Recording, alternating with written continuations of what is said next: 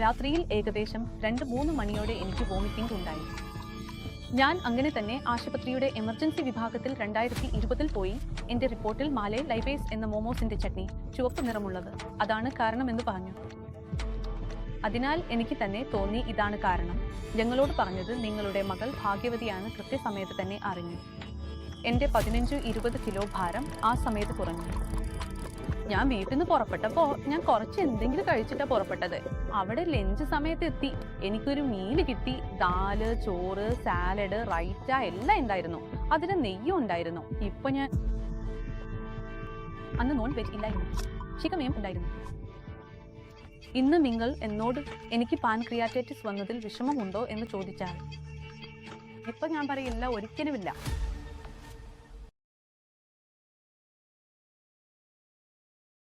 നിങ്ങൾ ആയുർവേദത്തെ തിരഞ്ഞെടുക്കുകയല്ല, ആയുർവേദം നിങ്ങളെ തിരഞ്ഞെടുക്കുകയാണ്. അങ്ങനെ ആയുർവേദം എന്നെ തിരഞ്ഞെടുത്തു. ഒരു പ്രൊഫഷണൽ. അതുകൊണ്ട് ശരിയാണ്, ഞാൻ ആയുർവേദം തിരഞ്ഞെടുക്കുകയും പഠിക്കുകയും ചെയ്തു.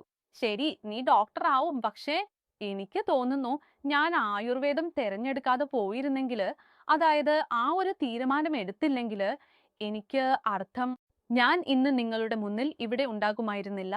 ഒരുപക്ഷേ ഞാൻ ചികിത്സ സ്വീകരിക്കുമായിരുന്നില്ല. ഞാൻ എവിടെയാകുമായിരുന്നു എന്ന് ഒരറിവുമില്ല. ജീവനോടെ ഉണ്ടാകുമോ എന്ന് പോലും അറിയില്ല. ആയുർവേദം തിരഞ്ഞെടുത്തത് ജീവിതത്തിലെ ഏറ്റവും പ്രധാന തീരുമാനമായിരുന്നു എന്റെ ലൈഫിൽ. എന്റെ പേര് ശില്പി നെരിയാണ്. ഞാൻ കോട്ടദ്വാർ സ്വദേശിയാണ്, ഉത്തരാഖണ്ഡിലെ ചെറിയ പട്ടണം. എനിക്ക് 21 വയസ്സാണ്. ആക്യൂട്ട് വിക്കറന്റ് പാൻക്രിയാറ്റൈറ്റിസ് മൂലം 3 തവണ അറ്റാക്ക് ഉണ്ടായി. അതിൽ 2 എണ്ണം ഗുരുതരമായിരുന്നു. അമൈലേസ്, ലൈപ്പേസ് ലെവലുകൾ 100ഓളം ഉയർന്നിരുന്നു. അവ വലിയ സമയങ്ങളിൽ വന്നതായിരുന്നു. എനിക്ക് അവസാന അറ്റാക്ക് 2022 ജൂലൈയിൽ ആണ് വന്നത്. അതിനുശേഷം ഞാൻ 2 വർഷമായി വേദനയില്ലാതെ ഇരിക്കുന്നു. 10ാം ക്ലാസ്സിലായിരുന്നു ഞാൻ. അപ്പോൾ ഞങ്ങളുടെ സ്കൂളിൽ ഇന്റർണൽ പരീക്ഷകൾ നടക്കുകയായിരുന്നു. അപ്പോൾ എനിക്ക് അപ്രതീക്ഷിതമായി വയറ്റിന്റെ മുകൾ ഭാഗത്ത് വേദന തുടങ്ങുകയായിരുന്നു. അപ്പോൾ ഞാൻ കരുതി, ശരിയാണ്, സാധാരണമാണ്, വയറുവേദന എല്ലാവർക്കും ഉണ്ടാകാറുണ്ട്. അതിനാൽ ശരിയാണ്, സംഭവിക്കാം എന്ന് വിചാരിച്ചു. അന്ന് ബ്രേക്കിൽ ഞാൻ ഒന്നും കഴിച്ചില്ല, ഒന്നും തന്നെ. ഞാൻ മുഴുവൻ ഗ്രൗണ്ടിലും നടക്കുകയായിരുന്നു. എനിക്ക് നല്ലോണം ഓർമ്മയുണ്ട്, എന്റെ കൈ വയറിന്മേൽ വെച്ചിരുന്നതായിരുന്നു. അങ്ങനെ എന്റെ സുഹൃത്തുക്കൾ എല്ലാം ചോദിച്ചു, നീ ഇങ്ങനെ എന്തിനാണ് നടക്കുന്നത് എന്ന്.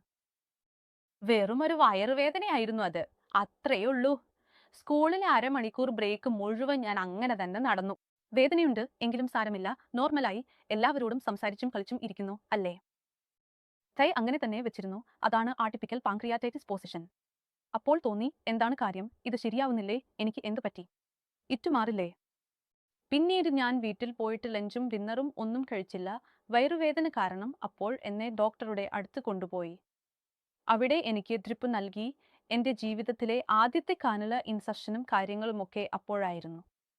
അങ്ങനെ ഡ്രിപ്പ് ഒക്കെ കയറ്റി അത് ശരിയാകും എന്ന് കരുതി. അടുത്ത ദിവസം രാവിലെ വേദന മാറിയില്ല. വീണ്ടും അതെ, കുറെ സമയം കുറച്ച് ശരിയായി. പക്ഷേ പിന്നെയും വീണ്ടും വേദന തുടങ്ങി. ഇപ്പോൾ ഭയം തോന്നാൻ തുടങ്ങി. ഞാൻ കഴിഞ്ഞ രാവിലെ മുതൽ ഇതുവരെ ഒന്നും കഴിച്ചിട്ടില്ല. വീട്ടുകാർ പറയുന്നുണ്ട് എന്തെങ്കിലും കഴിക്കൂ എന്ന്. പക്ഷേ എനിക്ക് ഒന്നും കഴിക്കണം എന്ന് തോന്നുന്നില്ലായിരുന്നു. അപ്പോൾ അച്ഛൻ പറഞ്ഞു, ഇത്രയും വേദനയാണെങ്കിൽ ഇനി വൈകാതെ പോവാം, ദെഹ്റാഡൂണിൽ കാണിക്കാം, നല്ല ഒരു ഡോക്ടറെ കാണിക്കാം എന്ന്. ഞാൻ ഇവിടെ ദെഹ്റാഡൂണിൽ എത്തിയപ്പോൾ എന്റെ വേദന വളരെ കൂടുതലായിരുന്നു, അതായത് വളരെ അധികം. അങ്ങനെ ഞാൻ ഇവിടെ വന്നു, ഡോക്ടറെ കാണിച്ചു. ഡോക്ടർ പരിശോധിച്ചു, പിന്നെ അപ്പോൾ തന്നെ അഡ്മിറ്റ് ആവാൻ പറഞ്ഞു. അപ്പോൾ ആകാനോ, 15 വയസ്സുള്ള കുട്ടി, അതും അഡ്മിറ്റ് ആകണം എന്ന് പറഞ്ഞപ്പോൾ വീട്ടുകാർക്കും അതൊരു ബുദ്ധിമുട്ടായി തോന്നി. അതിനുശേഷം ഞാൻ അഡ്മിറ്റ് ആയപ്പോൾ വളരെ ശക്തമായ വേദനയുണ്ടായിരുന്നു. പെയിൻ കില്ലറുകൾ നൽകി ടെസ്റ്റുകൾ നടത്തി. ടെസ്റ്റിൽ കണ്ടെത്തിയത് അമൈലേസ്, ലൈബേസ് എന്ന 2 കാര്യങ്ങൾ വളരെ കൂടുതലാണ് എന്ന്. ഇതിനെ അക്യൂട്ട് പാൻക്രിയാറ്റൈറ്റിസ് നടന്നിരിക്കണത്. അപ്പൊ ഞാൻ തന്നെ പഠിച്ചുകൊണ്ടിരിക്കുകയാണ്. 10ാം ക്ലാസ്സിലാണ് ഞാൻ. എനിക്ക് ഇത്രയും വലിയൊരു കാര്യമൊന്നും അറിയില്ലായിരുന്നു, പാൻക്രിയാറ്റൈറ്റിസ് എന്താന്ന്. വീട്ടുകാർക്ക് അതിനെക്കുറിച്ച് ഒരു ഐഡിയ ഇല്ലായിരുന്നു, എന്താണ് ഈ രോഗമെന്ന്. അതിനുശേഷം അൾട്രാസൗണ്ടിന് അയച്ചു. അൾട്രാസൗണ്ടിൽ പാൻക്രിയാസിന് ഇൻഫർമേഷൻ. എല്ലാവരും ചോദിക്കാൻ തുടങ്ങി, നിങ്ങളുടെ മകൾ എന്താണ് സംഭവിച്ചത്, ഇതെന്താണ് എന്നായിരുന്നു. എല്ലാവരും ചോദിക്കുമ്പോൾ വയറിന് അസുഖമാണെന്ന് പറഞ്ഞിരുന്നത്. കാരണം പാൻക്രിയാറ്റൈറ്റിസ് എന്താണെന്ന് ആളുകൾക്ക് പെട്ടെന്ന് മനസ്സിലാകില്ല. ആർക്കും അതെന്താണെന്ന് അറിയില്ല. മനസ്സിലാക്കാൻ ഭയങ്കര പ്രയാസമായിരുന്നു. എന്താണെന്ന് മനസ്സിലാക്കാൻ വളരെ ബുദ്ധിമുട്ടാണ്. അങ്ങനെ സംഭവിച്ചു. പിന്നെ ഞാൻ ഇവിടെ അഡ്മിറ്റ് ആയി. അഡ്മിറ്റ് ആയതിനു ശേഷം കുറച്ച് കുറച്ച് വേദന കുറയാൻ തുടങ്ങി. ഞാൻ ഏകദേശം 5 ദിവസം അല്ലെങ്കിൽ 6 ദിവസം അഡ്മിറ്റ് ആയിരുന്നുവെന്ന് തോന്നുന്നു. ടെൻഷനും ബോർഡ് പരീക്ഷകളും ഉണ്ടായിരുന്നു. അതിനാൽ ഇപ്പോൾ പഠനം ചെയ്യുകയായിരിക്കും, അല്ലെങ്കിൽ മറ്റേതെങ്കിലും കാരണമായിരിക്കും. ഇന്നും എനിക്ക് അറിയില്ല ആ ആദ്യത്തെ വേദനയ്ക്ക് കാരണം എന്തായിരുന്നു എന്ന്. അന്നവര് പറഞ്ഞത് ഗാൽ ബ്ലാഡറിൽ കല്ലുണ്ടെങ്കിൽ അതാണ് ഒരു കാരണം. പാൻക്രിയാറ്റൈറ്റിസും ആ സമയത്ത്. അൾട്രാസൗണ്ടിൽ ഒരു കല്ലും കണ്ടില്ല, ഒന്നും കണ്ടില്ല. അതിനാൽ ഡോക്ടർ പറഞ്ഞത് ഇത് 2 തരത്തിലുള്ള ആളുകൾക്ക് സംഭവിക്കാറുണ്ട്. ഒന്നാമത്, കൂടുതൽ മദ്യപിക്കുന്നവർക്കാണിത് സംഭവിക്കുന്നത്. അപ്പൊ എന്റെ കസിൻസ് പറയാൻ തുടങ്ങി, ഇവൾ കള്ള് കുടിക്കും, അതുകൊണ്ടാണ് ഇങ്ങനെ വന്നത് എന്ന്. ഇത് എല്ലാവരും തമാശയായി പറഞ്ഞു. ഇതൊരു തമാശയായി പറഞ്ഞതാണ്. ഇത് വെറുതെ വരില്ല എന്ന് എല്ലാവർക്കും അറിയാമായിരുന്നു. ഡോക്ടർ പറഞ്ഞ മറ്റൊരു കാര്യം മോമയിലെ ചുവന്ന ചട്നിയാണ് പ്രശ്നമെന്നാണ്. അപ്പോൾ എനിക്കും തോന്നി ഇതാണ് കാരണമെന്ന്. കാരണം ഞാൻ ഒരു ഫൂഡിയായിരുന്നു, അത് സ്ഥിരമായി കഴിക്കുമായിരുന്നു. അല്ലേ, എനിക്ക് അത് ഇഷ്ടമായിരുന്നു. പ്രത്യേകിച്ച് ആ ചുവപ്പു ചട്നി എനിക്ക് വളരെ ഇഷ്ടമായിരുന്നു. അതിനാൽ എനിക്ക് തോന്നി ഇതാണ് കാരണമായിരിക്കും. ഈ ചുവപ്പു ചട്നിയാണ് കുറ്റക്കാരി. ഇതിന്റെ കാരണത്താലാണ് സംഭവിച്ചത്. വീട്ടുകാർക്കും ശരിക്കും ഇതെന്തിനാണെന്നു അറിയില്ലായിരുന്നു. അവർക്കും ഇതേ തോന്നി. നീ മോമോയും ചട്നിയും കഴിക്കുന്നതുകൊണ്ടാണ് ഇത് സംഭവിച്ചത്.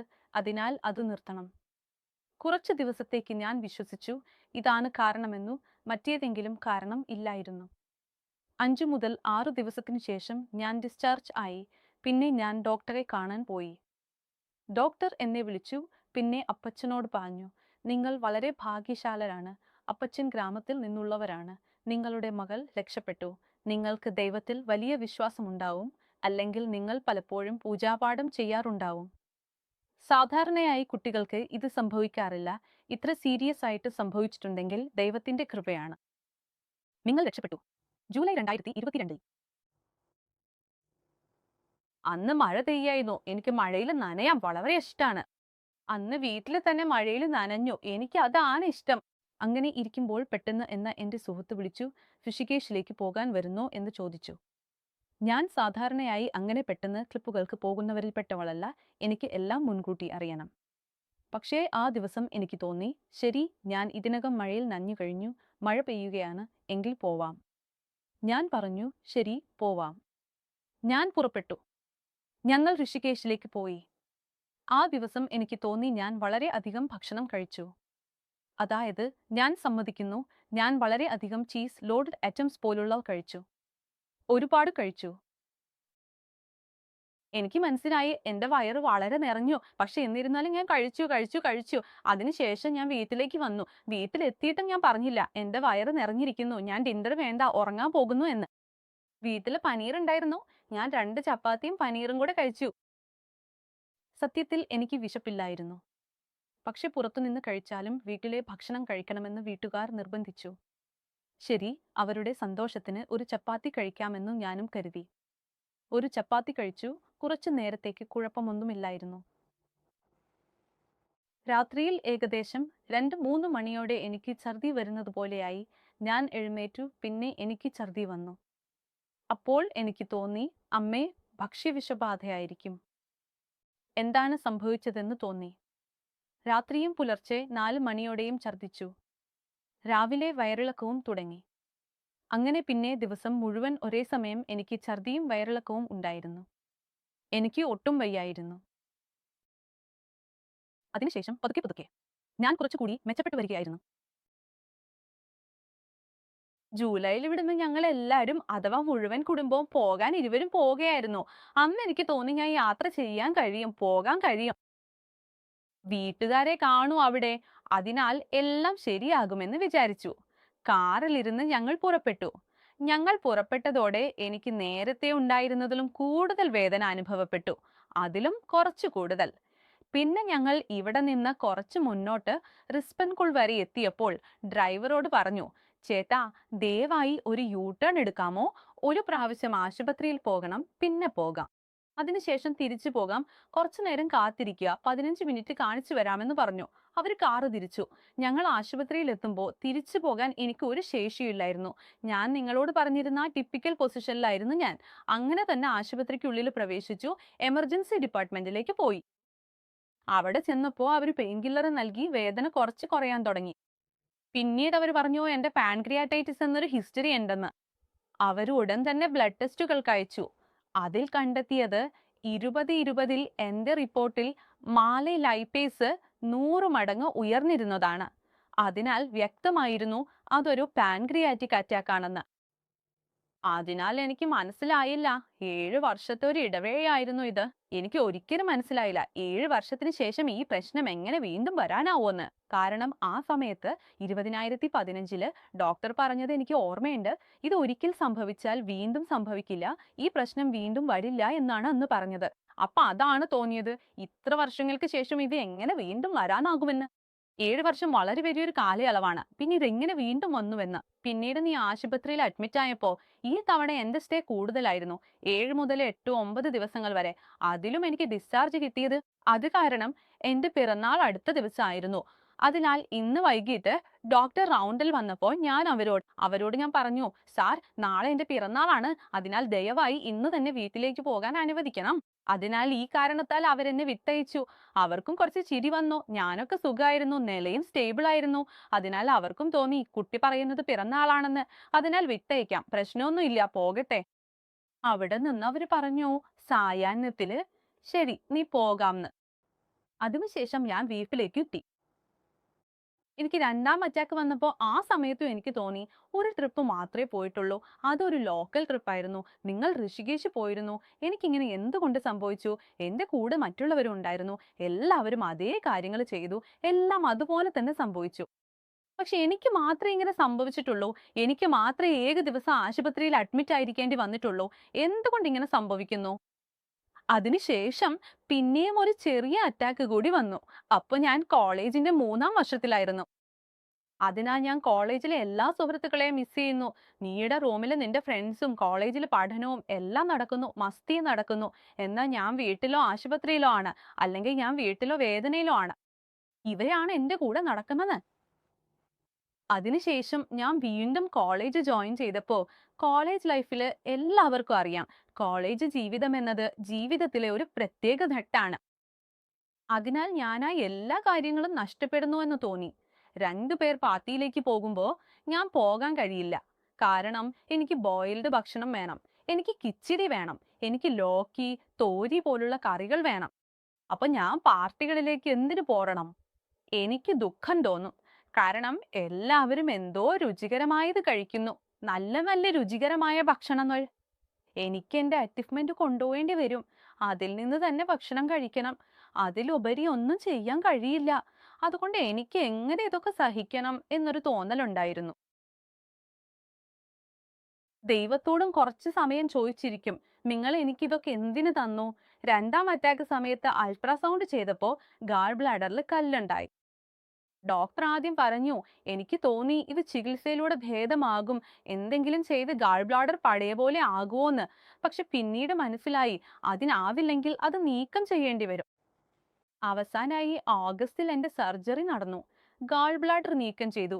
കാരണം രണ്ടാം അറ്റാക്ക് വന്നിരുന്നു. ശരീരത്തിന് ശരിയായ പോഷകാഹാരം പോലും കിട്ടുന്നില്ലായിരുന്നു. അതുകൊണ്ട് എനിക്ക് വളരെയധികം വെയിറ്റ് ലോസ് ഉണ്ടായി. എനിക്കിപ്പോൾ നിങ്ങൾക്ക് ആരോഗ്യവാനായി തോന്നാം. മുമ്പും ഞാൻ ഇങ്ങനെ തന്നെ ആരോഗ്യവാനായിരുന്നു. പക്ഷെ ആ സമയത്ത് എനിക്ക് 15 മുതൽ 20 കിലോ വരെ വെയിറ്റ് ലോസ് ഉണ്ടായിരുന്നു. അതിനാൽ ഞാൻ അത്രയും വളരെ വലുതായി ചുരുങ്ങി. എത്രയെന്ന് ഞാൻ പറയാൻ പോലും കഴിയില്ല, അത്രയും അധികം. അതിനാൽ ആളുകൾ എന്നെ അങ്ങനെ നോക്കിയിരുന്നു. ബഹുശാ അതുകൊണ്ടാണ് എന്റെ വീട്ടുകാരെല്ലാവർക്കും തോന്നിയത് ഇത് വളരെയധികം കാര്യമാണ്. കാരണം ഇത്രയും വെയിറ്റ് ലോസ് സാധാരണയല്ല. അതിനെ ഈ കാരണത്താൽ ഒടുവിൽ തീരുമാനമായി എന്തെങ്കിലും ചെയ്യണമെന്ന്. ഇപ്പൊ ഏതെങ്കിലും ചികിത്സ എടുക്കുന്നത് വളരെ അത്യാവശ്യമാണ്. ആ സമയത്ത് എനിക്ക് പടാവ് എന്നതിനെ കുറിച്ച് അറിയാൻ കഴിഞ്ഞിരുന്നു. പക്ഷെ ആ സമയത്ത് ഒരു പ്രശ്നം സാമ്പത്തികമായി ബുദ്ധിമുട്ടുള്ളതായിരുന്നു. കാരണം ചികിത്സ കുറച്ച് അധികം ചെലവേറുന്ന ഒന്നായിരുന്നു.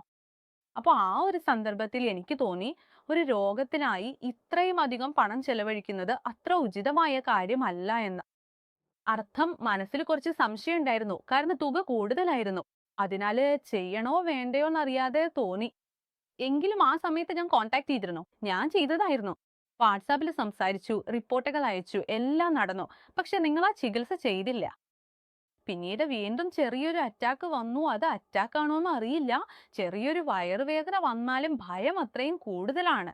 പിന്നെ ഹോസ്പിറ്റൽ ബെഡില് ഡ്രിപ്പും ഇഞ്ചക്ഷനുമായി കിടക്കുന്നത് ഞാൻ മുഴുവനായി സങ്കല്പിച്ചു. അങ്ങനെ ഞാൻ ഹോസ്പിറ്റലിൽ അഡ്മിറ്റ് ആയി. ആ സമയത്ത് എന്റെ വെയിറ്റ് ലോസ് വളരെ സീരിയസ് ആയ ഒന്നായിരുന്നു. അത് വളരെ സീരിയസ് ആയിരുന്നോ? അപ്പോൾ ആ സമയത്ത് അങ്ങനെ തോന്നി. ഇനി എന്തെങ്കിലും തീർച്ചയായും സംഭവിക്കുമെന്ന് എല്ലാവർക്കും തോന്നി.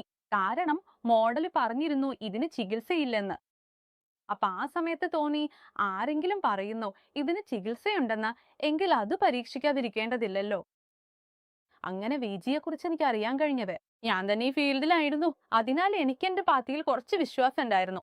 നീ വേറെ ഫീൽഡിലായിരുന്നെങ്കിൽ ആയുർവേദം ഫലിക്കുമെന്ന് അറിയില്ലെന്ന് പറഞ്ഞേനെ. പക്ഷെ ഞാനത് പഠിച്ചത് കൊണ്ട് ഈ മരുന്നിനെ കുറിച്ച് എനിക്ക് അറിയാമായിരുന്നു. അതുകൊണ്ടാണ് കുറിച്ചും അറിയാൻ കഴിഞ്ഞത്. ആദ്യമായിട്ട് അറിയുന്നത് ക്യാൻസർ ചികിത്സ ചെയ്യുന്നു എന്നായിരുന്നു.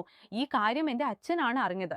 അച്ഛൻ അന്വേഷിച്ചാണോ എന്താണോ, അങ്ങനെ അച്ഛൻ അറിയാൻ കഴിഞ്ഞത് വൈദ്യര് പാൻക്രിയാറ്റൈറ്റിസ് ചികിത്സ ചെയ്യുന്നു എന്നതാണ്. എന്തെന്നാ എന്റെ ലോകം തന്നെയാണ് അവരുടേത് സ്പെഷ്യലൈസേഷൻ പാൻക്രിയാറ്റൈറ്റിസ് ചികിത്സ ചെയ്യുന്നതാണ്.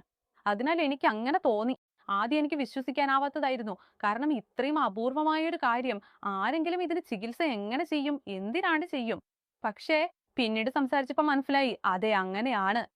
അതിനുശേഷം ഞങ്ങൾ തീരുമാനിച്ചപ്പോ ഞങ്ങള് രുദ്രപൂർ പോയി. അവിടെ വേജിജിയെ കാണാൻ പോയിരുന്നു.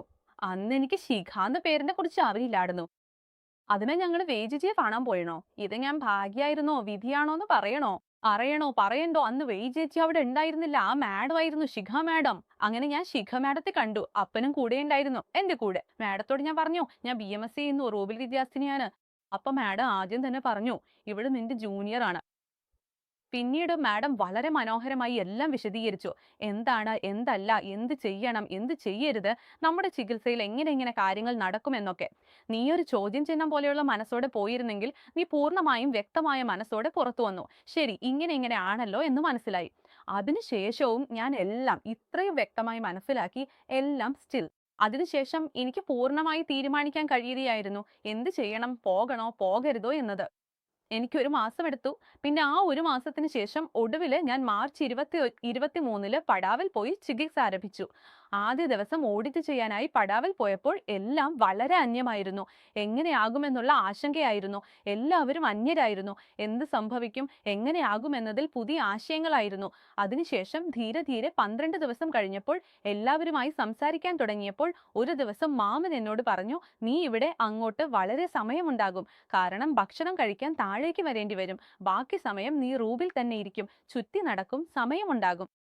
അപ്പൊ മാഡം എന്നോട് PA ക്ലാസ്സിനെ കുറിച്ച് പഠിക്കാനും അതിന്റെ മോർഫോളജി, അനാറ്റമി, ഫിസിയോളജി എന്നിവ മനസ്സിലാക്കി രോഗികൾക്കും അറ്റൻഡന്റുമാർക്കുമായി ക്ലാസ് എടുക്കാനും പറഞ്ഞു. ആദ്യം എനിക്ക് തോന്നി ആരും ഇതിൽ താല്പര്യപ്പെടില്ലെന്ന്.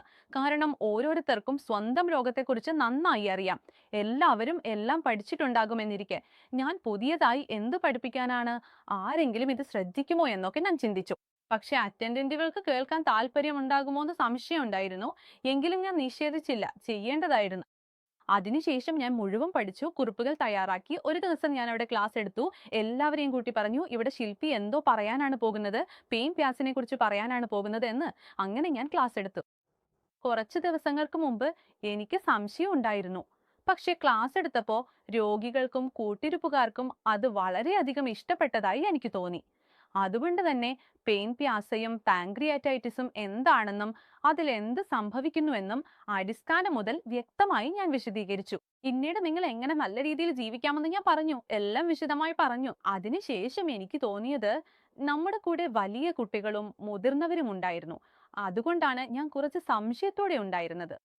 പക്ഷെ ക്ലാസ് കഴിഞ്ഞതിന് ശേഷം ഒരു അങ്കിൾ എന്നോട് പറഞ്ഞു, മോളെ നീ വളരെ നല്ല രീതിയിൽ വിശദീകരിച്ചു, വളരെ സന്തോഷം തോന്നി. കുറച്ച് ദിവസങ്ങൾക്ക് ശേഷം മാഡം പോലും എന്നോട് പറഞ്ഞു, എനിക്ക് തോന്നിയില്ല നീ ഇത്രയും നല്ല രീതിയിൽ വിശദീകരിച്ചു എന്ന്. നീ വളരെ നല്ല രീതിയിൽ വിശദീകരിച്ചു, ഞാൻ നിന്നിൽ വളരെ അഭിമാനിക്കുന്നു എന്ന്. അത് കേട്ട് എനിക്ക് വളരെ സന്തോഷം തോന്നി.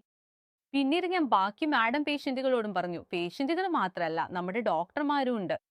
അതിനാൽ ഞാൻ ചോദിക്കാതെ ഇരുന്നാലും ഇവൾ തന്നെ നിങ്ങളെ അറിയിക്കും. അന്ന് എനിക്ക് തോന്നി പേഷ്യന്റുകൾക്കും അതേപോലെ കാണാൻ കഴിയുന്നുണ്ട്, അവരും പേഷ്യന്റുകളാണ്. അതിനാൽ അവർ എന്നോട് ചോദിക്കാറുണ്ടായിരുന്നു, ഈ ചികിത്സ പ്രവർത്തിക്കുവോ, നിനക്ക് അറിയാവല്ലോ എങ്ങനെ പ്രവർത്തിക്കൂ എന്ന്. അങ്ങനെ അവർ ചോദിക്കാറായിരുന്നു. അപ്പൊ എനിക്ക് തോന്നി ഒരു ഐഡന്റിറ്റി കിട്ടി. ഇവള് വെറും പേഷ്യന്റ് മാത്രമല്ല, ഇവൾക്ക് അറിയാനും കഴിയും ഇവിടെയും ഇവൾ ഉണ്ടായിട്ടുണ്ട്. അതിനാൽ ഡോക്ടർ കുറച്ച് എങ്കിലും ആ സമയത്ത് ഞാൻ ഡോക്ടർ ആയിരുന്നില്ല. 3-ാം വർഷത്തിൽ മാത്രമേ ഉണ്ടായിരുന്നുള്ളൂ. പക്ഷെ അതിനുശേഷം അവരൊരു ഡോക്ടർ എന്ന നിലയിൽ കാണാൻ തുടങ്ങി. പടാവിലെ ചികിത്സ ആരംഭിച്ചപ്പോൾ അതിനു മുമ്പ് ഡയറ്റ് ഒന്നും ഇല്ലായിരുന്നു. ഈ ഉരുളക്കിഴങ്ങ് പോലുള്ള ഉണക്കിയ ഭക്ഷണങ്ങൾ കഴിക്കുമായിരുന്നു. സാധാരണ തോരി, ലോക്കി പോലുള്ള കറികൾ കഴിക്കുമായിരുന്നു. അതാണ് പതിവ്. അതിനുശേഷം പടാവിലെത്തിയപ്പോൾ അവിടെയുള്ള ഭക്ഷണം എന്നർത്ഥം എനിക്ക് അത്രയും സന്തോഷം തോന്നി. അവിടെയുള്ള ഭക്ഷണം കണ്ടപ്പോൾ എനിക്ക് വളരെ സന്തോഷമുണ്ടായി. കാരണം അവിടെ നിന്നും എനിക്ക് എല്ലാ തരത്തിലുള്ള ഭക്ഷണവും ലഭിക്കും. നീ ഒരിക്കലും കണക്കാക്കാത്തത് പോലും. ഒരു പാൻക്രിയാറ്റൈറ്റിസ് രോഗി ഇതൊക്കെ കഴിക്കാമോ എന്ന് നീ ഒരിക്കലും ചിന്തിച്ചിട്ടില്ല. അവിടെ നിന്ന് നിനക്ക് എല്ലാം ഭക്ഷണത്തിനായി നൽകും. പിന്നെ പതിയെ പതിയെ പാൻക്രിയാസില് പാൽ ഉൽപ്പന്നങ്ങളും നിരോധിക്കും. പക്ഷെ പടാവില് അങ്ങനെയൊന്നുമില്ല. അവിടെ നിന്ന് നിനക്ക് എല്ലാം ഭക്ഷണത്തിനായി ലഭിക്കും.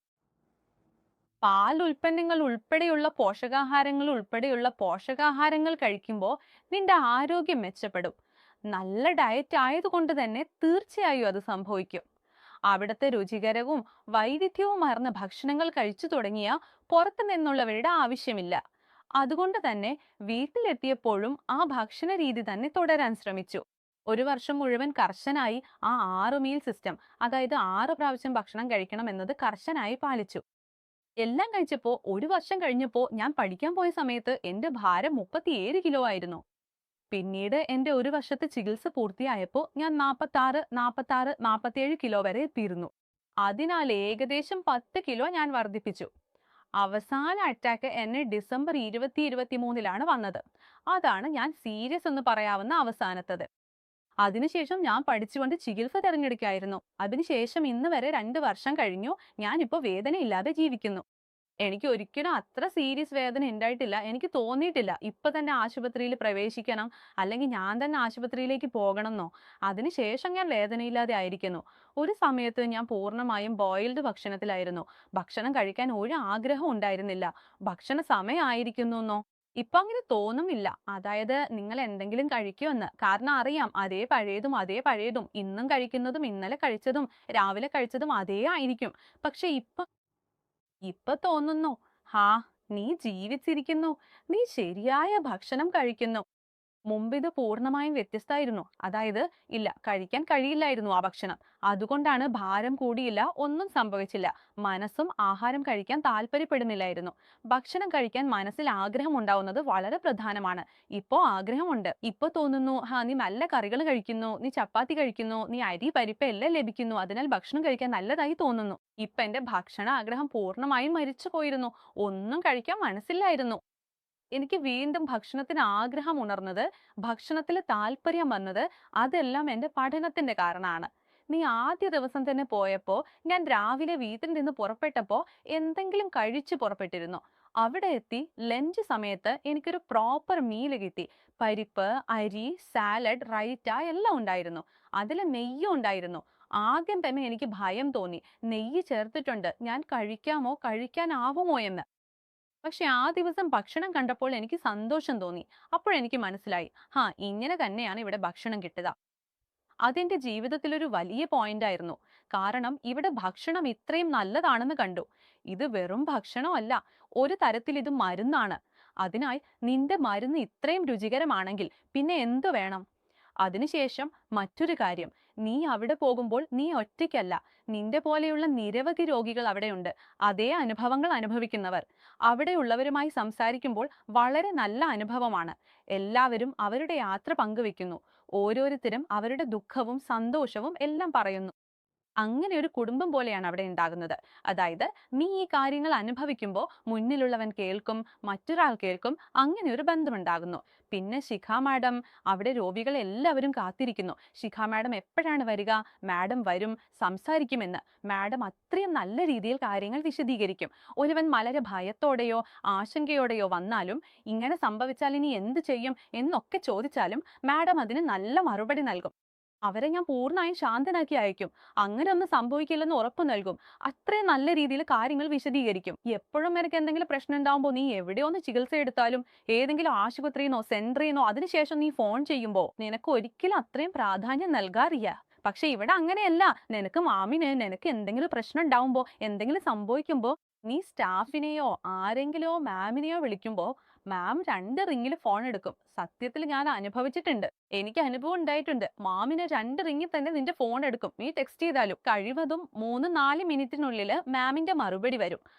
ഈ പ്രശ്നമാണെങ്കിൽ ഇത് ചെയ്യൂ. എന്തെങ്കിലും സംഭവിച്ചാലും ഈ സഹായം ഉറപ്പാണ്. അതാണ് അർത്ഥം. എപ്പോഴും ഫോൺ വിളിക്കുമ്പോൾ ശരി പ്രശ്നമില്ല എന്ന നിലയിൽ എപ്പോഴും എന്തെങ്കിലും ബുദ്ധിമുട്ട് വന്നാൽ ഉടൻ സഹായിക്കാൻ തയ്യാറായിരിക്കും. അവിടുത്തെ ബാക്കി സ്റ്റാഫും വളരെ നല്ലവരായിരുന്നു.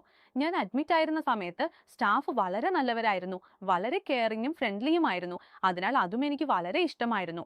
എൻ്റെ കൂടെ എൻ്റെ ബാച്ച്മേറ്റ്സും ഉണ്ടായിരുന്നു ആ സമയത്ത്. അവരും വളരെ നല്ലവരായിരുന്നു. എല്ലാവരുമായി ഒരു ബന്ധമുണ്ടായി. ഇപ്പോഴും അവരുടെ ഫോൺ കോളുകൾ വരാറുണ്ട്. കൂടെ ചോദിക്കാറുമുണ്ട്, ഇങ്ങനെ ഒരു പേഷ്യന്റ് ട്രീറ്റ് ചെയ്യുമ്പോൾ നിങ്ങൾ എങ്ങനെയുണ്ടായിരുന്നു. എപ്പോഴെങ്കിലും ഡോക്ടർ ട്രീറ്റ് ചെയ്യുമ്പോൾ എനിക്കിതൊക്കെ സംഭവിക്കുമ്പോൾ ഞാൻ ചെയ്യണോന്ന് ചോദിക്കാറുണ്ട്. അങ്ങനെ ആ ബന്ധം ഒരു കുടുംബം പോലെ ആയി പോകുന്നു. ആ സമയത്ത് എനിക്ക് തോന്നിയിരുന്നു, എന്തിനാണ് ഇതൊക്കെ സംഭവിക്കുന്നത്, എന്തിനാണ് നടക്കുന്നത് എന്ന്. എവിടെയും പോകാൻ കഴിയുന്നില്ല, സുഹൃത്തുക്കളോടൊപ്പം എവിടെയും പോകാൻ കഴിയുന്നില്ല, കുടുംബത്തോടൊപ്പം എവിടെയും പോകാൻ കഴിയുന്നില്ല. വീട്ടിൽ മാത്രം ഇരിക്കണം, വീട്ടിൽ തന്നെ ഇരിക്കണം. അങ്ങനെ നീ വീട്ടിൽ മാത്രം ഇരിക്കുമ്പോൾ ഇൻട്രോവേർട്ട് പോലെയാണ്, ആരോടും സംസാരിക്കാറില്ല, എവിടെയും പോകാറില്ല, അകത്തകത്ത് ദുഃഖിച്ചിരിക്കുന്നു. എന്തിനാണ് ഇതൊക്കെ സംഭവിക്കുന്നതെന്ന്.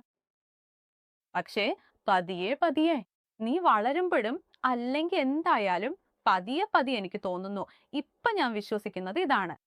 എല്ലാം ഒരു കാരണവശാലും സംഭവിക്കുന്നെന്നാണ് ഞാനിപ്പോ വിശ്വസിക്കുന്നത്. എന്റെ ജീവിതത്തിൽ എന്ത് സംഭവിച്ചാലും.